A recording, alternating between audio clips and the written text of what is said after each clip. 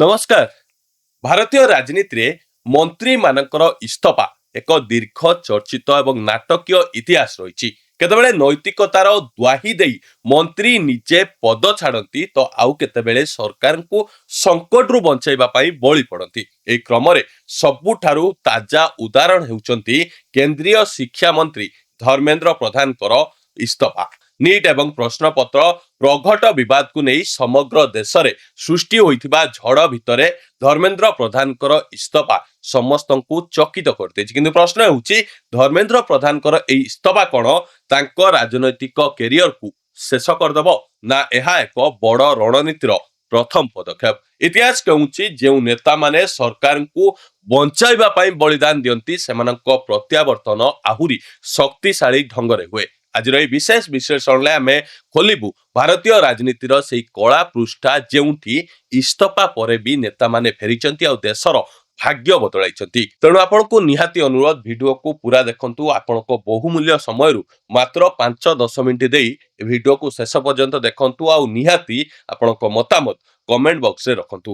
ଆସନ୍ତୁ ପ୍ରଥମେ ନଜର ପକାଇବା ଡିସେମ୍ବର 1956 ସେହି ଐତିହାସିକ ଘଟଣା ଉପରେ। ସେତେବେଳେ ଦେଶର ରେଳ ମନ୍ତ୍ରୀ ଥିଲେ ଲାଲ ବାହାଦୁର ଶାସ୍ତ୍ରୀ। ଆରିୟାଲୁ ଠାରେ ଏକ ଭୟଙ୍କର ରେଳ ଦୁର୍ଘଟଣା ଘଟିଲା ଯେଉଁଥିରେ 144 ଜଣ ନିରୀହ ଲୋକ ପ୍ରାଣ ହରାଇଲେ। ଶାସ୍ତ୍ରୀଜୀ କୌଣସି ବାହାନା କଲେ ନାହିଁ। ସେ ସିଧାସଳଖ ନିଜ ଉପରକୁ ନୈତିକ ଦାୟିତ୍ୱ ନେଲେ ଏବଂ ପ୍ରଧାନମନ୍ତ୍ରୀ ଜବାହରଲାଲ ନେହେରୁଙ୍କୁ ଇସ୍ତଫା ପତ୍ର ବଢାଇଦେଲେ। ଶାସ୍ତ୍ରୀଜୀ କହିଥିଲେ ମୋତେ ପଶ୍ଚାତାପ କରିବାକୁ ସୁଯୋଗ ଦିଅନ୍ତୁ। ନେହେରୁ ସେହି ଇସ୍ତଫା ଗ୍ରହଣ କଲେ ଆଉ ସେହିଦିନ ଠାରୁ ଭାରତୀୟ ରାଜନୀତିରେ ନୈତିକ ଇସ୍ତଫାର ଏକ ସ୍ୱର୍ଣ୍ଣିମ ମାନଦଣ୍ଡ ସୃଷ୍ଟି ହେଲା। କିନ୍ତୁ ଆପଣ ଜାଣନ୍ତି କି ମାତ୍ର କିଛି ମାସ ପରେ ଅର୍ଥାତ୍ 1957 ମସିହାରେ ନେହେରୁ ପୁଣି ଥରେ ଶାସ୍ତ୍ରୀଜୀଙ୍କୁ କ୍ୟାବିନେଟକୁ ଫେରାଇ ଆଣିଲେ ଆଉ ପରବର୍ତ୍ତୀ ସମୟରେ ସେହି ଶାସ୍ତ୍ରୀଜୀ ଭାରତର ପ୍ରଧାନମନ୍ତ୍ରୀ ହୋଇ ଦେଶକୁ ନୂଆ ଦିଗ୍ଦର୍ଶନ ଦେଲେ।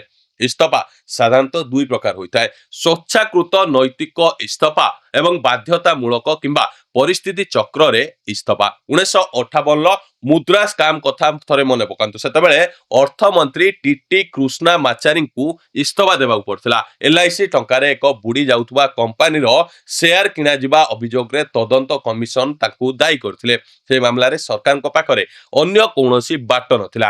ସେପରି 1993ରେ ମାଧବରାଓ ସିନ୍ଧିଆ ବେସାମରିକ ବିମାନ ଚଳାଚଳ ମନ୍ତ୍ରୀ ଥିବା ସମୟରେ ଏକ ଭଡ଼ା ବିମାନ ଦୁର୍ଘଟଣାଗ୍ରସ୍ତ ହେଲା। କାହାରି ଜୀବନ ଯାଇନଥିଲେ ବି ସିନ୍ଧିଆ ନୈତିକତା ଦେଖାଇ ପ୍ରଧାନମନ୍ତ୍ରୀ ପିଭି ନରସିଂହ ରାଓଙ୍କୁ ଇସ୍ତଫା ଦେଲେ। ନରସିଂହ ରାଓ ମୁହଁରେ କହିଲେ ଏହା କ'ଣ ଦରକାର ଥିଲା, କିନ୍ତୁ ସିନ୍ଧିଆ ଘରେ ପହଞ୍ଚିବା ପୂର୍ବରୁ ଟିଭିରେ ଖବର ଚାଲି ସାରିଥିଲା ଯେ ରାଷ୍ଟ୍ରପତି ତାଙ୍କ ଇସ୍ତଫା ମଞ୍ଜୁର କରିଦେଇଛନ୍ତି। କିନ୍ତୁ ସବୁ ଇସ୍ତଫା ନୈତିକତା ପାଇଁ ହୋଇନଥାଏ। କିଛି ଇସ୍ତଫା ପ୍ରଶାସନିକ ବିଫଳତାକୁ ଢାଙ୍କିବା ପାଇଁ ହୋଇଥାଏ। ଯେମିତିକି 2008ର 26/11 ମୁମ୍ବାଇ ଆତଙ୍କବାଦୀ ଆକ୍ରମଣ କଥା ମନେ ଅଛି ତ? ସେତେବେଳେ ଗୃହମନ୍ତ୍ରୀ ଥିଲେ ଶିବରାଜ ପାଟିଲ। ଜାତୀୟ ସଂକଟ ସମୟରେ ଏନ୍ଏସ୍ଜି କମାଣ୍ଡୋ ମାନେ ବିମାନ ବନ୍ଦରରେ ଘଣ୍ଟା ଘଣ୍ଟା ଧରି ଅପେକ୍ଷା କରି ରହିଥିଲେ, କାରଣ ଗୃହମନ୍ତ୍ରୀ ନିଜେ ସେହି ବିମାନରେ ଯିବାକୁ ଚାହୁଁଥିଲେ।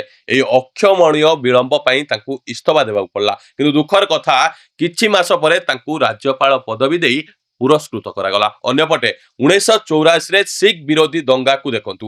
3000ରୁ ଅଧିକ ନିରୀହ ଶିଖ ଜୀବନ୍ତ ଜଳାଇ ଦିଆଗଲା। ଦିଲ୍ଲୀରେ ସେନା ଛାଉଣି ଥାଇ ମଧ୍ୟ 2 ଦିନ ଯାଏଁ ସେନାକୁ ଓହ୍ଲାଗଲା ନାହିଁ। ପୁଲିସ ଗୋଟିଏ ବି ଗୁଳି ଚଲାଇଲା ନାହିଁ ଏବଂ ତାହା ଥିଲା ସ୍ୱାଧୀନ ଭାରତର ସବୁଠାରୁ ବଡ଼ ପ୍ରଶାସନିକ ନିଷ୍କ୍ରିୟତା। ସେତେବେଳେ ଗୃହମନ୍ତ୍ରୀ ପିଭି ନରସିଂହ ରାଓ କିମ୍ବା ପ୍ରଧାନମନ୍ତ୍ରୀ ରାଜୀବ ଗାନ୍ଧୀ କେହି ବି ଇସ୍ତଫା ଦେଇନଥିଲେ। ଆଉ ଗୋଟେ ଉଦାହରଣ, 1966 ମସିହାରେ ଯେତେବେଳେ ଗୋରକ୍ଷା ଆନ୍ଦୋଳନକାରୀମାନେ ସାଧୁ ସନ୍ଥମାନେ ସଂସଦ ଆଡ଼କୁ ବଢ଼ିଲେ ସରକାର ଗୁଳି ଚାଳନା କଲେ। ହଙ୍ଗାମା ହେବା ପରେ ଗୃହମନ୍ତ୍ରୀ ଗୁଲଜରିଲାଲ ନନ୍ଦାଙ୍କ ଇସ୍ତଫା ନିଆଗଲା। କିନ୍ତୁ ସେହି ନନ୍ଦାଜୀ ପରବର୍ତ୍ତୀ ସମୟରେ 2 ଥର ଭାରତର କାର୍ଯ୍ୟକାରୀ ପ୍ରଧାନମନ୍ତ୍ରୀ ହୋଇଥିଲେ। ତେବେ ଧର୍ମେନ୍ଦ୍ର ପ୍ରଧାନଙ୍କ ଇସ୍ତଫା ବଳିଦାନ ନା ରାଜନୈତିକ ଚାଲ? ଏବେ ଆସନ୍ତୁ ଆମର ମୁଖ୍ୟ ପ୍ରଶ୍ନ ଉପରକୁ। ଧର୍ମେନ୍ଦ୍ର ପ୍ରଧାନଙ୍କ ଇସ୍ତଫାକୁ ଆମେ କେଉଁ ଶ୍ରେଣୀରେ ରଖିବା? ପ୍ରଶ୍ନପତ୍ର ପ୍ରଘଟ କିମ୍ବା ପେପର ଲିକ୍ ବିବାଦକୁ ନେଇ ଯେଉଁଭଳି ଭାବରେ ଛାତ୍ର ଆନ୍ଦୋଳନକୁ ଉସ୍କା ଯାଉଥିଲା, ସଂସଦ ଭିତରକୁ ପଶି ହଙ୍ଗାମା କରିବାର ଯୋଜନା ଚାଲିଥିଲା, ସେଠାରେ ସରକାରଙ୍କ ଆଗରେ ଦୁଇଟି ରାସ୍ତା ଥିଲା। ପ୍ରଥମେ ସରକାର କଠୋର ଆକ୍ସନ ନେବେ, ପୁଲିସ ବଳ ପ୍ରୟୋଗ କରିବ, ଗୁଳି ଚାଳନା ହେବ ଆଉ ବିରୋଧୀ ଚାହୁଁଥିଲେ ଯେ ସରକାର ଗୁଳି ଚଳାନ୍ତୁ ଯାହାଦ୍ୱାରା ସାରା ଦେଶରେ ଅରାଜକତା ସୃଷ୍ଟି ହେବ।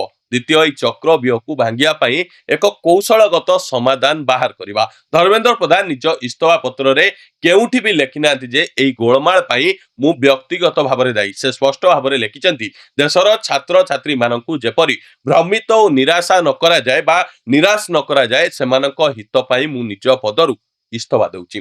ଏହା କୌଣସି ଅପରାଧର ସ୍ୱୀକାରୋକ୍ତି ନଥିଲା, ଏହା ଥିଲା ସରକାର ଓ ଦଳକୁ ଏକ ବଡ଼ ସଙ୍କଟରୁ ରକ୍ଷା କରିବା ପାଇଁ ଏକ ରାଜନୈତିକ ବଳିଦାନ।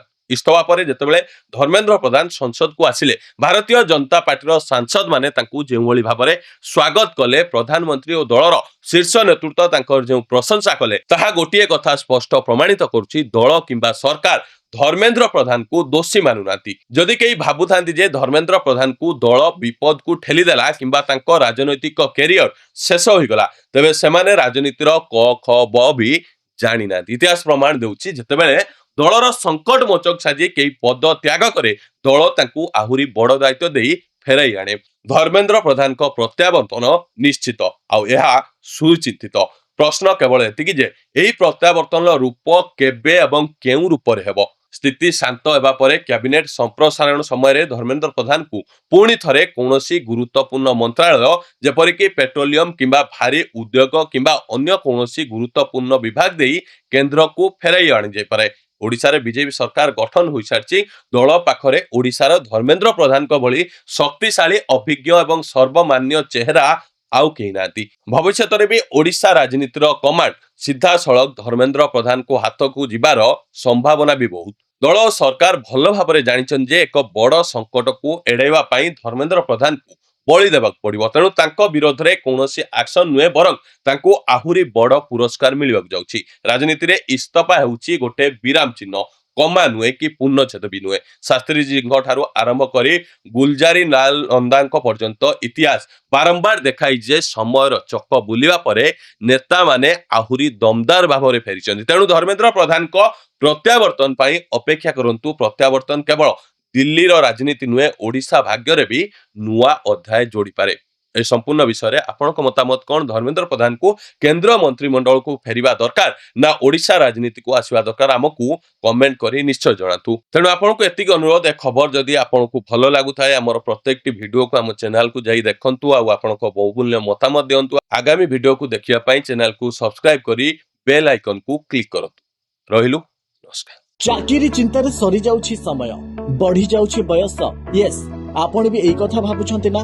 ତାହେଲେ ଟେନସନ ହୁଅନ୍ତୁ ନାହିଁ। ଏବେ ଚୁଟକିରେ ଚାଲିଯିବ ଏଇ ସବୁ ସମସ୍ୟା। ଆପଣ ପୂର୍ବ ଓଡ଼ିଶାରୁ ହୁଅନ୍ତୁ କି ପଶ୍ଚିମ ଓଡ଼ିଶାରୁ, ସହଯୋଗ କରିବ ଆଞ୍ଜେଲିନା ଏଣ୍ଟରପ୍ରାଇଜେସ୍। ଅଗରବତୀ ମେସିନ ଠାରୁ ନେଇ ପେପର ପ୍ଲେଟ ମେସିନ ପର୍ଯ୍ୟନ୍ତ ଯାହା ଖୋଜିବେ ତାହା ପାଇବେ। ଆପଣଙ୍କ ମନପସନ୍ଦର ମେସିନ ନିଅନ୍ତୁ ଆଉ ଆଜି ହିଁ ଆରମ୍ଭ କରନ୍ତୁ ବ୍ୟବସାୟ। ଯୋଗାଯୋଗ କରିବା ପାଇଁ ଡାଏଲ କରନ୍ତୁ